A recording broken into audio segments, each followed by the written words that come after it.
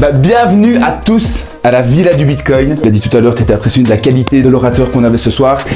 En fait, ça n'existe pas. Des personnes qui font son métier, ça n'existe tout simplement pas. Pourquoi? Parce qu'on est vraiment dans un début, on est de pionniers dans un domaine encore malheureusement pas assez connu. Il n'y a pas encore eu d'adoption de masse. Et donc voilà, donc je vous demanderai un tonnerre d'applaudissements pour Abel ce soir. Donc si vous avez des investissements et que vous voulez juste ne pas perdre d'argent, eh bien, il vous faut un minimum des investissements qui tournent à 8% de rendement. La répartition des actifs par les family office du monde entier. Comme je vous ai dit tout à l'heure, il faut qu'ils aillent chercher plus de 8% par an pour que leurs clients ne perdent pas d'argent. Et bien, ils sont obligés d'aller se tourner vers des actifs qu'on appelle alternatifs. Par exemple, en France, on a l'obligation, quand on ouvre un compte sur un exchange comme Binance, de le déclarer comme un compte bancaire à l'étranger. Et en fait, tout ce que je vous dis dans la conférence, toutes les petites solutions que je vous offre, c'est pas que pour Bitcoin. Là, moi, je l'ai adapté à Bitcoin pour le sujet du jour, mais c'est des choses que vous pouvez mettre en place pour d'autres actifs, que ce soit de l'immobilier, etc. Donc, qui par levée de main connaît Robert Kiyosaki? Ce que vous pouvez vous dire pour comprendre les actifs, c'est que quand vous avez des actifs, vous avez de l'argent qui rentre dans votre poche. Quand vous avez des liabilities, donc des passifs, vous avez de l'argent qui sort de votre poche. Donc, vous perdez de l'argent. Là, je voulais juste vous montrer que Bitcoin se met à cet endroit-là dans les actifs. Tout le monde m'entend bien? Est-ce qu'on m'entend dans le fond? Ouais? Alright?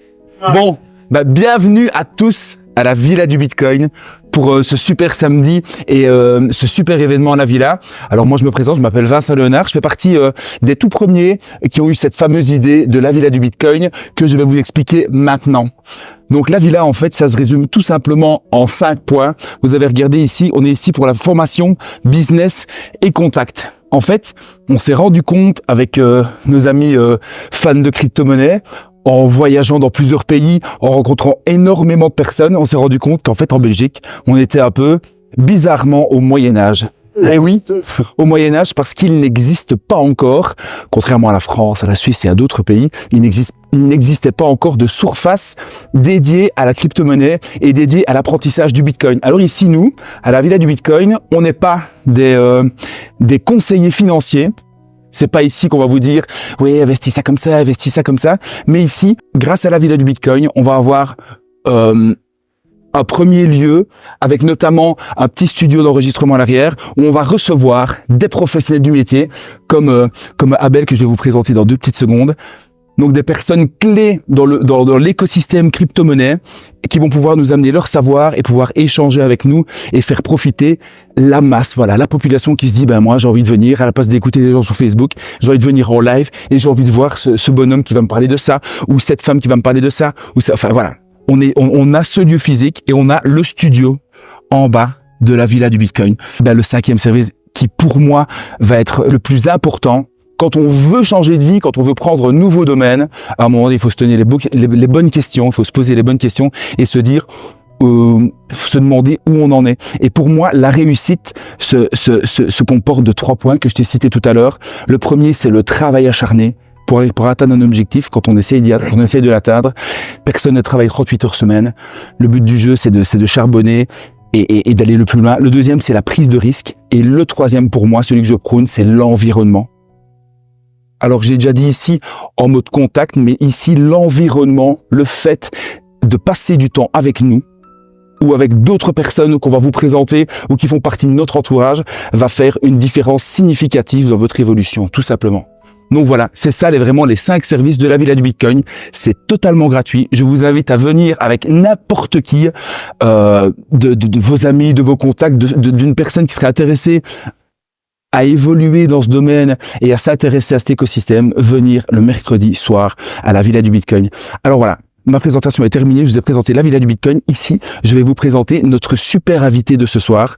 Alors, on peut déjà l'applaudir bien fort, s'il vous plaît, d'être venu, même si on ne sait pas qui c'est.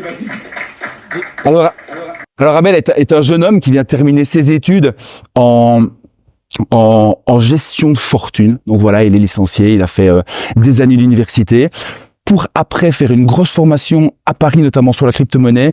Et là, il vient ici nous expliquer les détails de fiscalité concernant le Bitcoin. Donc pourquoi est-ce un avantage de l'avoir? Pourquoi est-ce que je pourrais le mettre dans ma succession?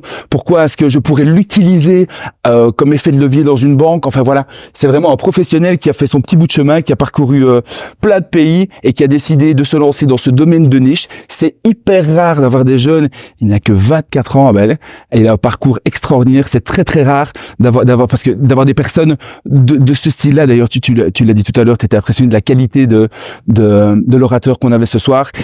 En fait, ça n'existe pas. Des personnes qui font son métier, ça n'existe tout simplement pas. Pourquoi?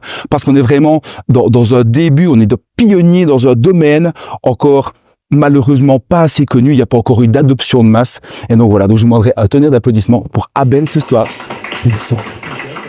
Donc, bon, j'ai déjà eu une bonne présentation, je crois. Hein. Vous avez compris qui je suis. Donc, du coup, je suis conseiller en gestion de patrimoine et je m'attache à expliquer la gestion de patrimoine aux autres gestionnaires de fortune. C'est vraiment ma cible prioritaire. J'ai également accompagné des particuliers à investir, mais c'est pas mon focus premier, on va dire. Donc, je vais faire un peu de définition pour les gens qui sont pas forcément du domaine. Qu'est-ce qu'un conseiller en gestion de patrimoine? Parce qu'on se demande souvent, est-ce qu'un gestionnaire, il détient les fonds de ses clients? Non. Je précise ici qu'un conseiller en gestion de patrimoine, il va être là juste pour justement conseiller. Vous pouvez prendre l'exemple, par exemple, d'un médecin de famille, un médecin généraliste. Quand vous allez le voir, que vous avez un problème, il va vous diagnostiquer et puis il va vous orienter vers un professionnel. C'est-à-dire que si vous avez un problème, il va pouvoir vous envoyer vers un kiné, un ostéo, un ophtalmo, etc. Donc le médecin de famille, il réoriente. Et ben le conseiller en gestion de patrimoine, c'est pareil, mais pour la finance. C'est-à-dire que pour tous les problèmes ou pour toutes les besoins que vous avez dans la gestion de fortune, eh ben le conseiller en gestion de patrimoine, il va être la référence pour vous orienter. Ensuite, Bitcoin. Bon, là, je vous ai donné une certaine définition. Bitcoin est un protocole décentralisé qui représente sans doute la plus grande révolution technologique et financière de notre époque. Ici, moi, je vais vous en parler. Il y a plein d'aspects sur Bitcoin. Mais pour vraiment centrer sur la conférence de ce soir, qui va être très rapide, je vais vous parler de l'aspect de réserve de valeur. Donc, je vais vous parler de Bitcoin comme un actif financier que les gestionnaires de patrimoine vont pouvoir utiliser pour les fortunes de leurs clients ou des investisseurs particuliers comme vous qui peuvent l'utiliser pour cette raison. Donc là, je vais vous dire pourquoi Bitcoin en 5 minutes et ensuite, je vais aller vraiment dans l'expertise de la gestion de fortune associée à Bitcoin.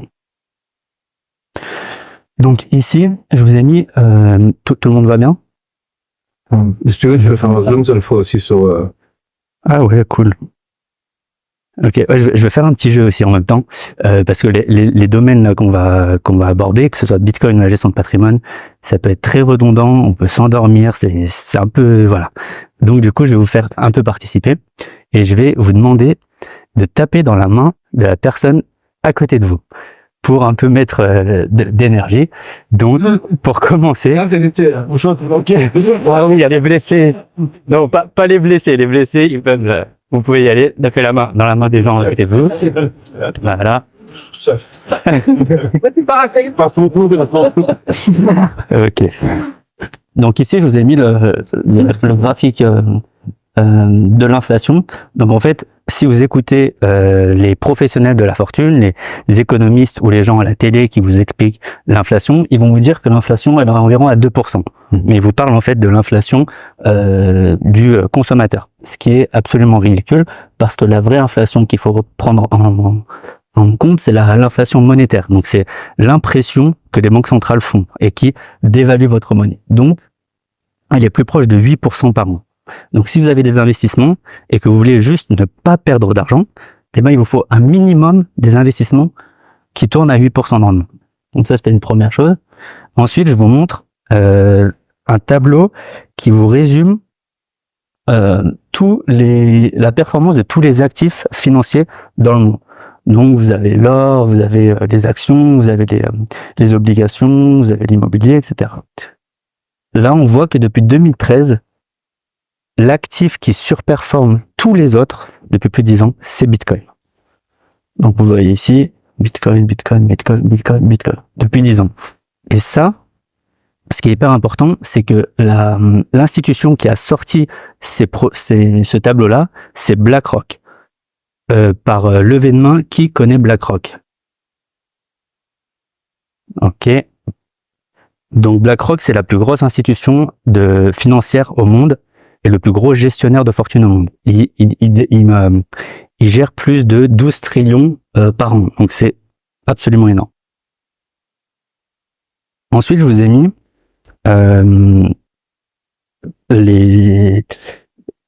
alors là c'est une autre définition. Donc pour les conseillers en gestion de patrimoine, pour que vous ayez un peu un ordre d'idée, les conseillers en gestion de patrimoine, ils vont accompagner des fortunes, on va dire entre 1 million et 10 millions d'euros. Les family office, ça va être des conseillers en gestion de patrimoine, mais qui vont accompagner des fortunes supérieures à 10 millions. Voilà. Donc là, on a la répartition des actifs par les family office du monde entier. Dans cette répartition, on voit qu'ils ont dû à chaque fois.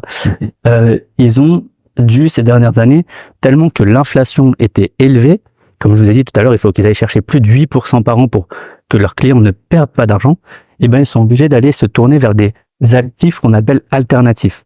Bitcoin, on peut considérer que c'est un actif alternatif, il fait partie de ces 45% là. Ensuite, juste des petits points que je voulais vous donner sur Bitcoin. Bitcoin, c'est le plus gros pari asymétrique de notre siècle. Un pari asymétrique, c'est-à-dire que vous mettez une petite somme et vous pouvez vous attendre à des gros gains. Ensuite, Bitcoin, il est liquide. C'est l'actif le plus liquide au monde. C'est-à-dire que vous pouvez l'acheter et le revendre à n'importe quel moment. C'est un protocole qui tourne 24 heures sur 24, 7 jours sur 7. Merci. Ça. Ensuite, pourquoi il est intéressant pour les gestionnaires de fortune aussi Bitcoin, c'est que il n'est pas contraint à tous les autres risques par exemple des entreprises, etc. C'est-à-dire que Bitcoin, c'est pas une entreprise. Pour ceux qui ne le savent pas, il n'y a pas de CEO derrière, il n'y a pas de board de direction. C'est un protocole décentralisé que tout le monde peut utiliser. Donc ça, c'est hyper important à retenir. Également, il n'y a pas de risque opérationnel comme une entreprise. Par exemple, il n'y a pas de risque de taux de change. Quand vous avez une entreprise, vous investissez dans une entreprise, cette entreprise-là, elle va avoir des activités dans plusieurs pays différents, qui utilisent plusieurs monnaies différentes, et dans la gestion de leur trésorerie, il va falloir qu'ils gèrent ce risque de taux de change. Bitcoin n'a pas ça parce que c'est un protocole qui est global, qui est sur tous les pays en même temps. Ça, faut le retenir aussi. Donc voilà pour vous donner un peu de contexte sur Bitcoin. Donc pour vous dire que Bitcoin est le plus gros et le meilleur actif financier au monde, vous pouvez taper dans la main de la personne à côté de vous.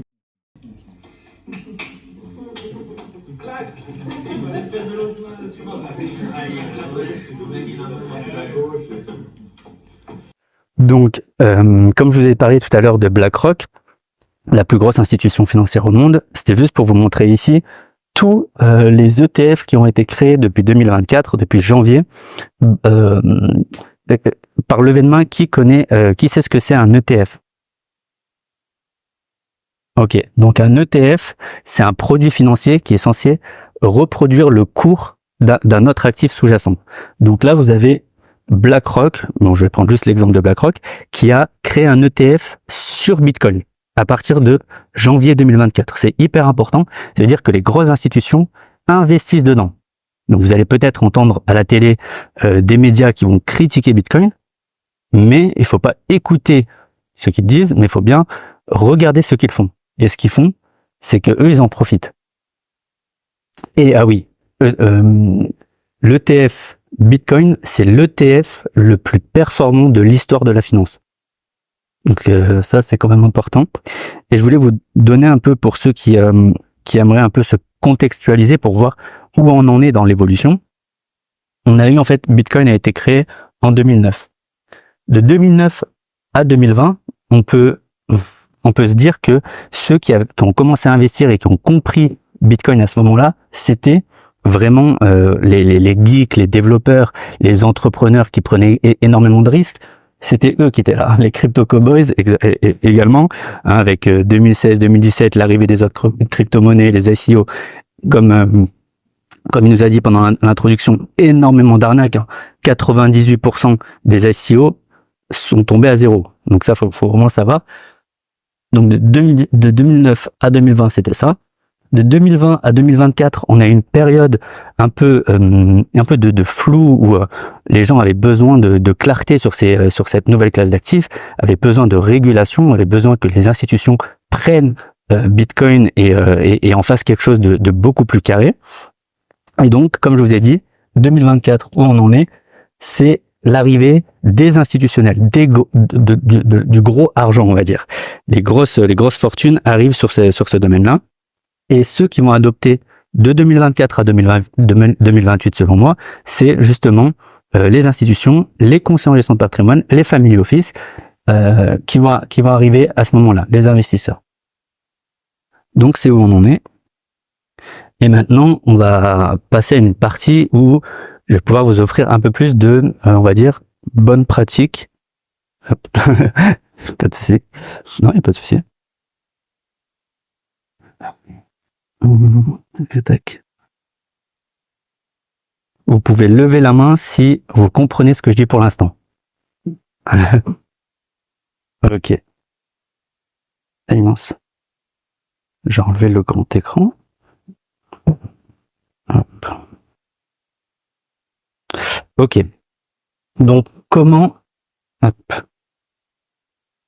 investir dans Bitcoin maintenant? Là, je vais essayer de vous donner en 10 minutes, vraiment très rapidement, les bons réflexes à adopter.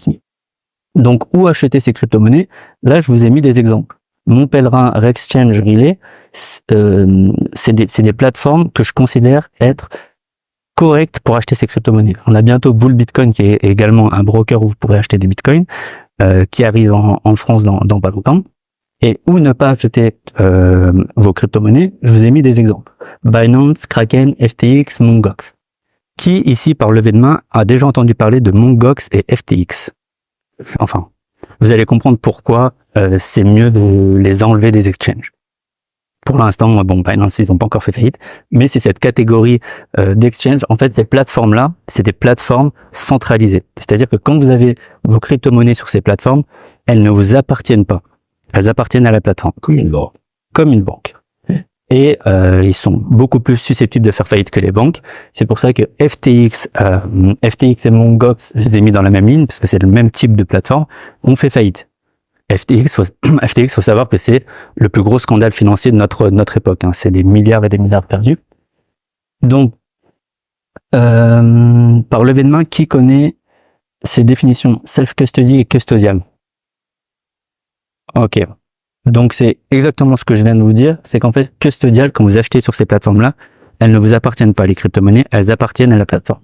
Self-custody, c'est quand ça vous appartient réellement. Et je vais vous expliquer comment y parvenir juste après. Ensuite, non KYC et KYC. Quand vous achetez sur ces plateformes comme Binance, ils vous demandent énormément d'informations personnelles. Quand vous avez fait votre compte, normalement, ils vous ont demandé votre adresse, votre nom, votre prénom, etc., justificatif de domicile, toutes ces choses-là. Avec les plateformes que je vous propose ici, ou acheter, vous n'avez pas besoin de faire ce KYC. Donc, pour ceux qui veulent protéger leur vie privée, ce qui est normal, eh ben, ces plateformes, elles respectent plus. Donc, ici, vous avez l'exemple, justement, de la self-custody. Quand vous achetez vos crypto-monnaies avec un portefeuille froid, ce que je vous ai mis à la fiche, c'est un portefeuille froid, c'est une clé Ledger. Il y a plusieurs marques, mais moi, je propose celle-ci parce que pour moi, c'est la plus solide. Mais si vous ne détenez pas vos crypto-monnaies comme ça, elles ne vous appartiennent pas. Voilà. Donc maintenant, par levée de main, qui a compris ce que c'est la self-custody?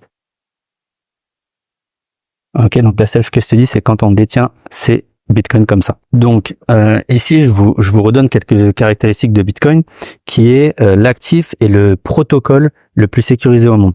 Il n'a jamais été hacké et il tourne 7 jours sur 7, 24 heures sur 24 depuis sa création en 2009.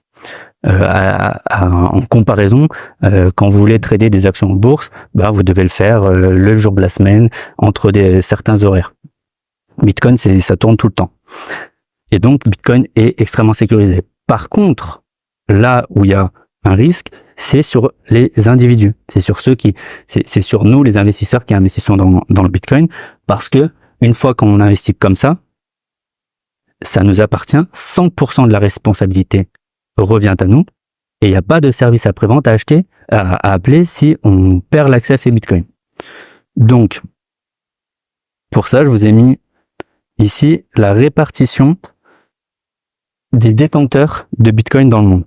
Donc, vous voyez ici les entreprises, les États, les fonds d'investissement qui investissent massivement aussi dans Bitcoin, ce qu'ils ne vous disent pas notamment à la télé. Hein.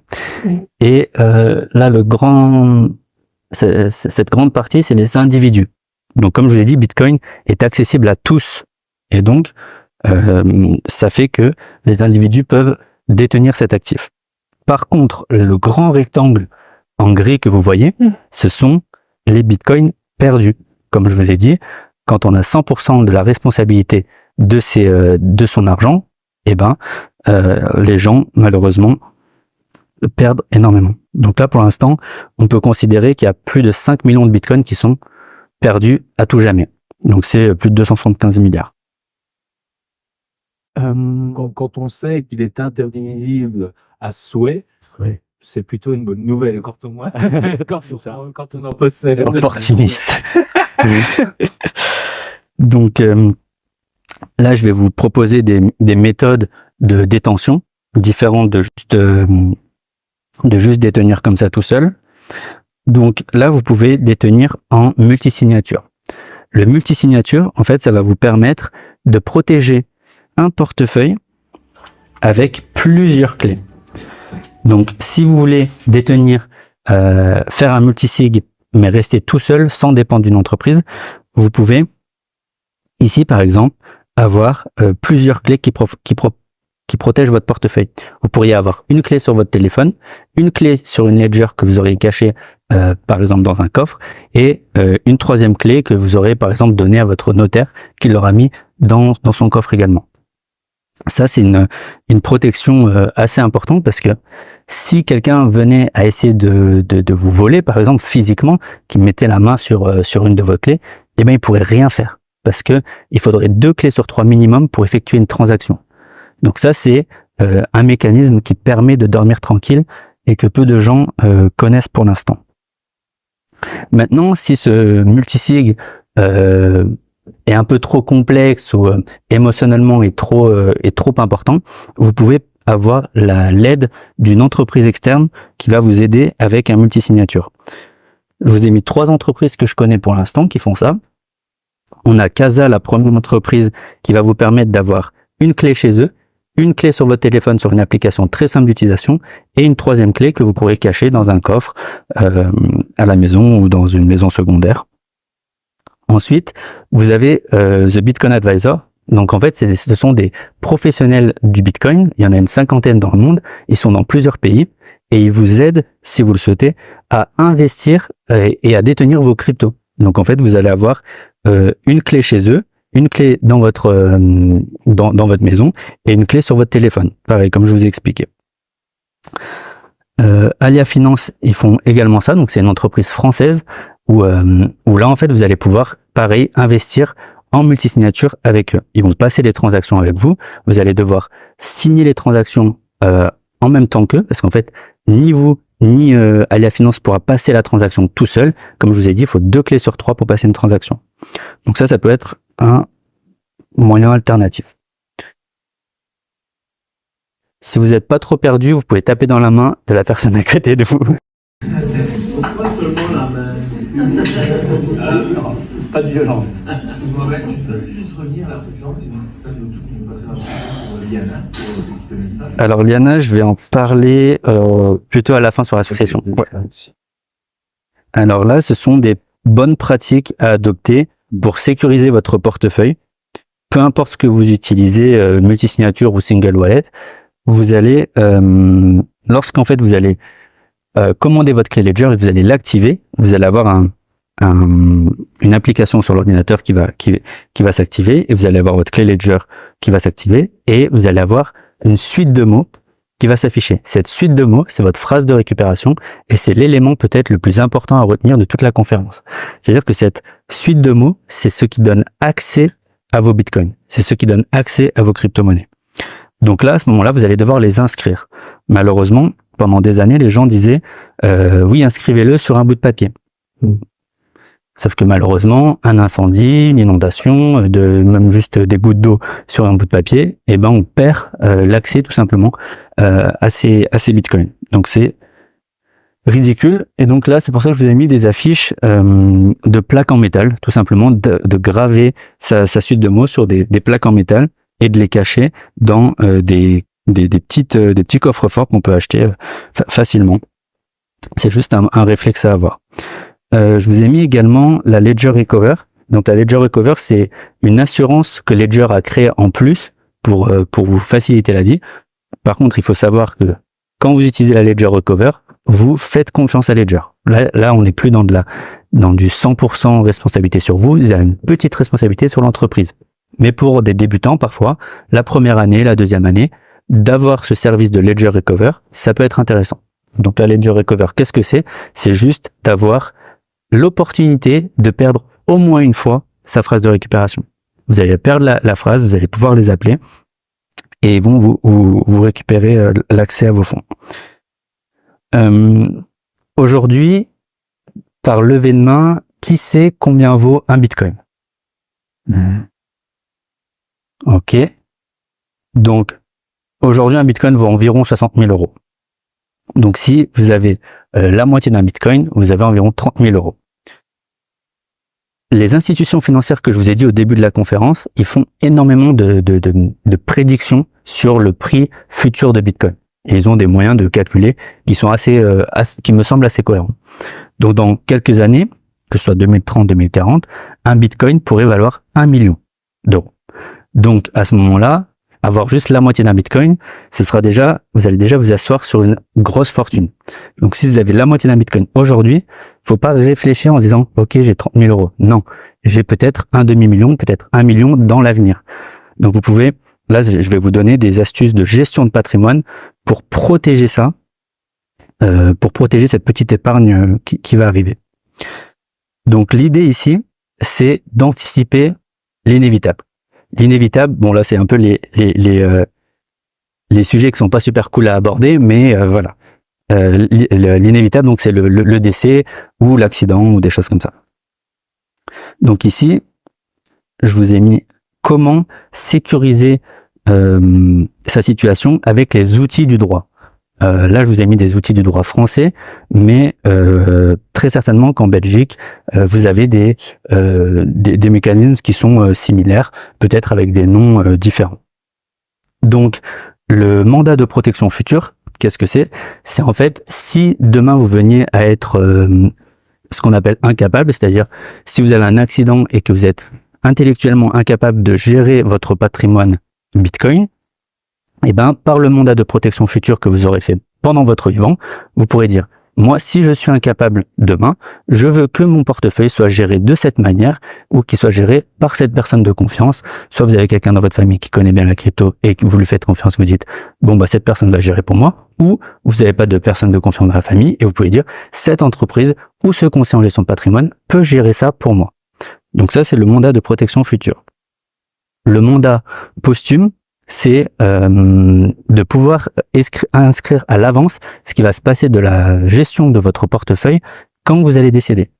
Comme je vous ai dit, Bitcoin, la valeur du Bitcoin tend vers le haut. Donc vous pouvez vous dire, moi si je décède demain, j'ai pas envie que le notaire de la famille, il liquide le portefeuille et il redistribue à la famille et il paye les taxes, etc. Peut-être que vous voulez que les Bitcoins restent dans la famille comme à l'époque l'or restait dans la famille. Et ben là, le mandat posthume, il permet de faire ça. Il permet de dire, si je décède, je veux pas qu'on vende les bitcoins, je veux qu'on les garde pour mes bénéficiaires, mes héritiers. Le testament, vous connaissez. Voilà. Je vais revenir ensuite sur les donations, le quasi-usufruit, etc. Donc là, on passe sur la partie fiscalité. Il y a pas beaucoup de gens qui le savent pour l'instant. En tant que citoyen, et dans quasiment tous les pays européens, vous avez des obligations déclaratives. Obligation déclarative, c'est de dire, oui, j'ai des cryptos, j'ai des bitcoins, j'ai des comptes sur des exchanges. Par exemple, en France, on a l'obligation quand on ouvre un compte sur un exchange comme Binance, de le déclarer comme un compte à l'étranger, comme un compte bancaire à l'étranger. Donc dans la case compte bancaire à l'étranger, est-ce que vous en détenez? Oui, j'ai un compte sur Binance. Ça, c'est une obligation déclarative. Et ça pourrait être très désavantageux dans le futur si vous ne le faites pas en termes de prison et d'amende. C'est des choses qui vont aller chercher. C'est pour ça que bon, ça sert à rien d'essayer de ne pas le faire. Les exchanges, ils sont en collaboration directe avec les États. La fiscalité, donc en France, la fiscalité des crypto-monnaies, elle est à 30%. C'est-à-dire que quand vous vendez vos crypto-monnaies, vous passez de crypto à monnaie traditionnelle, 30% d'imposition. En Suisse, il n'y a pas d'impôt, il n'y a pas de flat tax comme celle-ci, mais par contre, il y a une obligation déclarative et vous allez avoir un impôt qui est de l'impôt sur la fortune, qui est largement moins important que la flat tax. Et donc là aussi, c'est mieux de déclarer, de payer ce petit impôt, plutôt que d'essayer de la jouer filou et de se prendre des grosses amendes par la suite. Et la petite astuce, c'est que pour ne pas être imposé, si vous restez investi en crypto-monnaie, vous n'êtes pas imposé. Il y a des crypto-monnaies qu'on peut appeler des stablecoins qui représentent en fait la valeur de l'euro ou du dollar ou des monnaies traditionnelles dans la crypto-monnaie et qui vous permet, si vous voulez par exemple prendre un gain, de passer de Bitcoin, Ethereum par exemple, à un stablecoin. Ça ne sera pas comptabilisé pour la fiscalité. Donc ça, c'est la petite astuce. Donc ça, c'est pour ça que j'ai mis prouver ici l'origine des fonds. Je vous invite, si vous commencez à investir dans les crypto-monnaies ou si vous l'avez fait pas trop longtemps, de vous tenir une petite comptabilité pour que si un jour l'administration fiscale vient vous voir, vous êtes capable de dire ok, ça c'était de l'argent qui est par exemple de l'argent de salaire, de mon salaire. Je suis capable de prouver que je l'ai mis en crypto-monnaie pour pas avoir de problème par la suite. Et ensuite, je voulais vous donner également une autre astuce, c'est-à-dire que lorsqu'on décède, on ne sait pas, mais les bitcoins vont tomber dans ce qu'on appelle l'actif successoral. L'actif successoral, il est imposé massivement, je pense en Belgique aussi, mais en tout cas massivement en France. Vous pouvez avoir 40-50% d'impôt sur votre succession. Donc pour éviter cet impôt au décès, eh ben vous devez anticiper en amont cette succession. En France, on peut donner jusqu'à 100 000 € tous les 15 ans par enfant et par parent.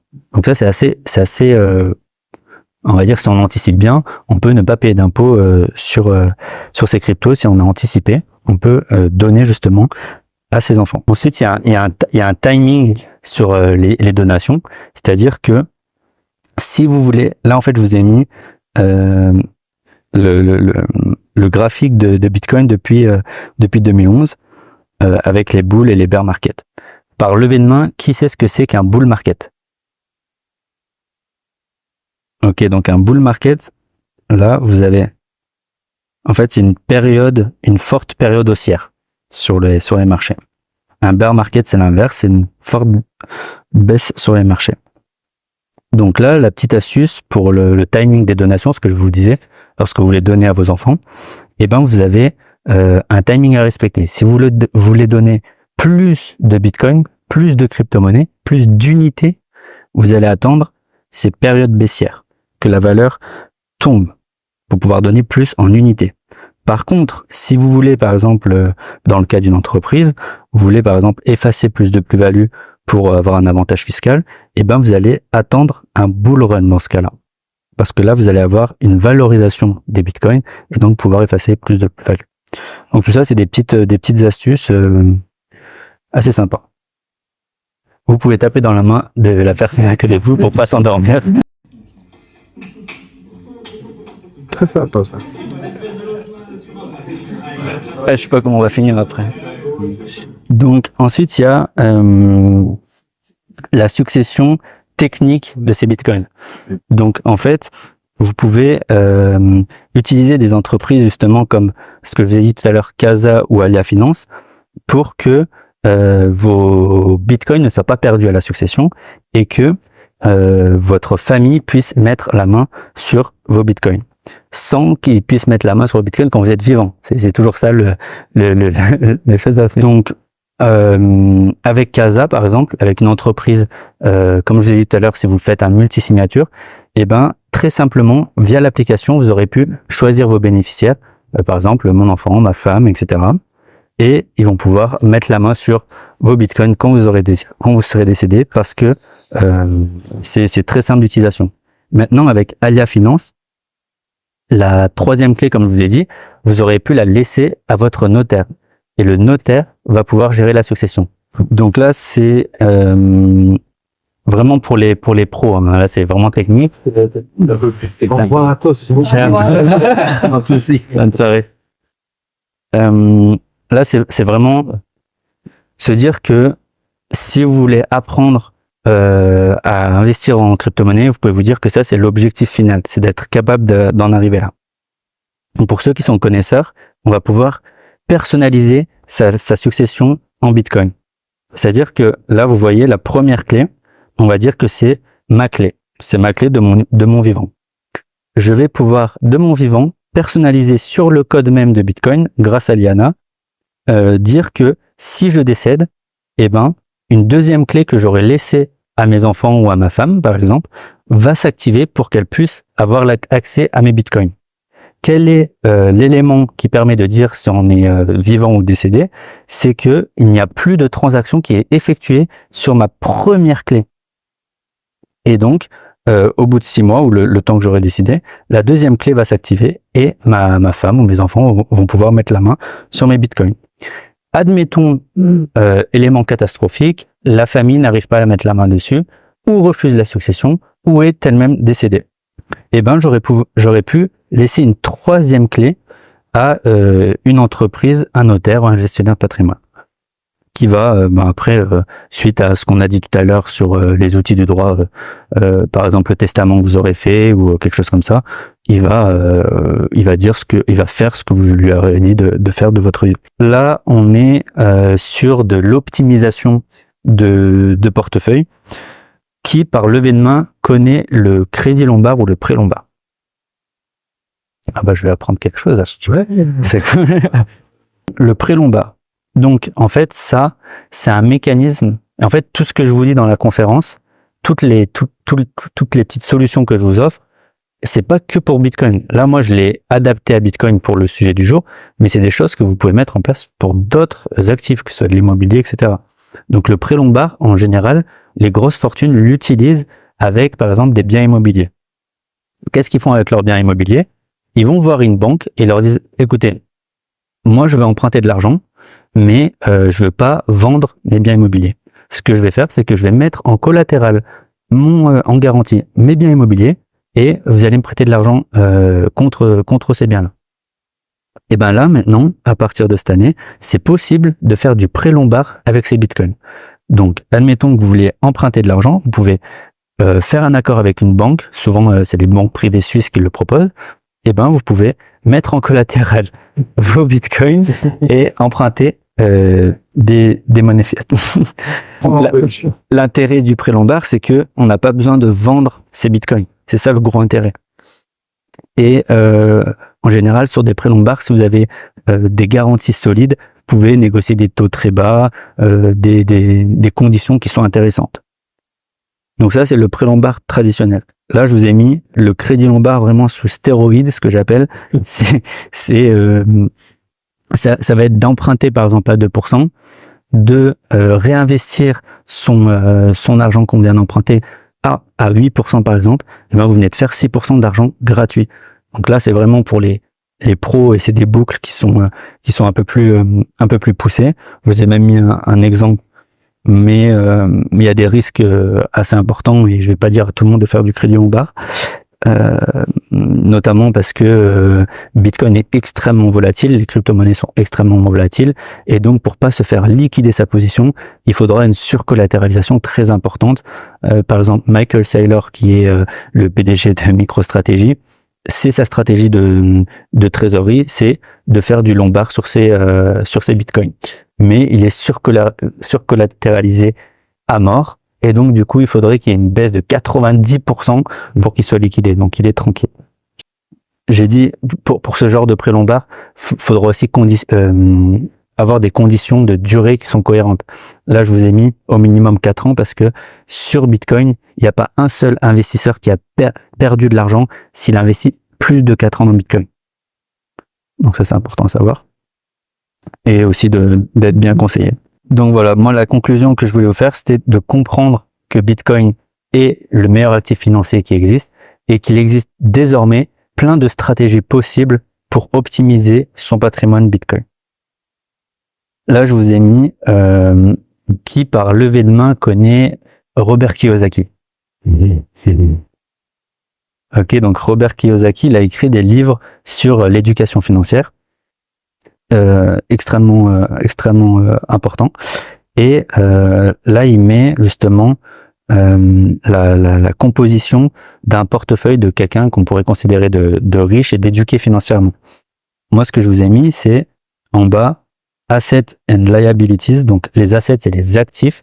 Ce que vous pouvez vous dire pour comprendre les actifs, c'est que quand vous avez des actifs, vous avez de l'argent qui rentre dans votre poche. Quand vous avez des liabilities, donc des passifs, vous avez de l'argent qui sort de votre poche. Donc, vous perdez de l'argent. Là, je voulais juste vous montrer que Bitcoin se met à cet endroit-là dans les actifs. Donc, vous connaissez déjà l'immobilier, les actions, les obligations, les propriétés intellectuelles, toutes ces choses-là. Et ben, Bitcoin, c'est dans les actifs. Juste pour que vous le sachiez.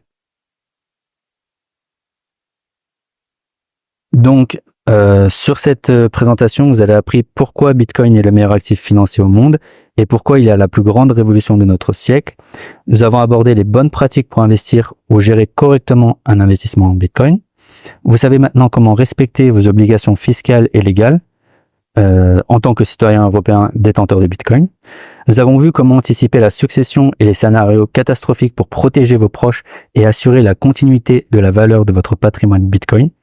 Vous avez découvert les différentes façons de détenir vos Bitcoins, seul ou en multisignature, et pourquoi ces choix sont importants. Enfin, vous comprenez que gestion d'actifs et crypto-monnaies sont des domaines différents et que l'accompagnement par des experts peut vous faire gagner du temps et de l'argent. Merci encore pour votre attention et n'hésitez pas à poser toutes vos questions. Bien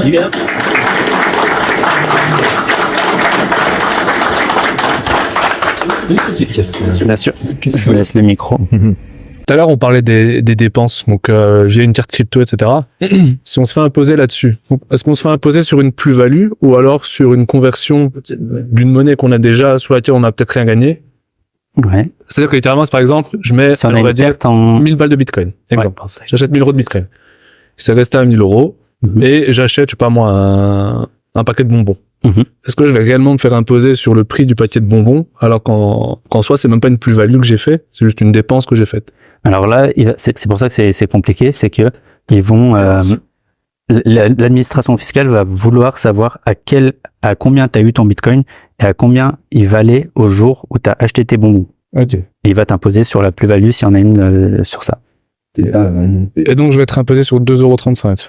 C'est pour ça que c'est bête de faire ça. Vaut mieux ne pas acheter en crypto-monnaie pour l'instant, tant que c'est pas cohérent pour l'instant. Merci beaucoup. Si vous n'avez pas plus de questions, et puis je reste de toute façon pour répondre aux questions individuelles s'il y en a. Merci beaucoup.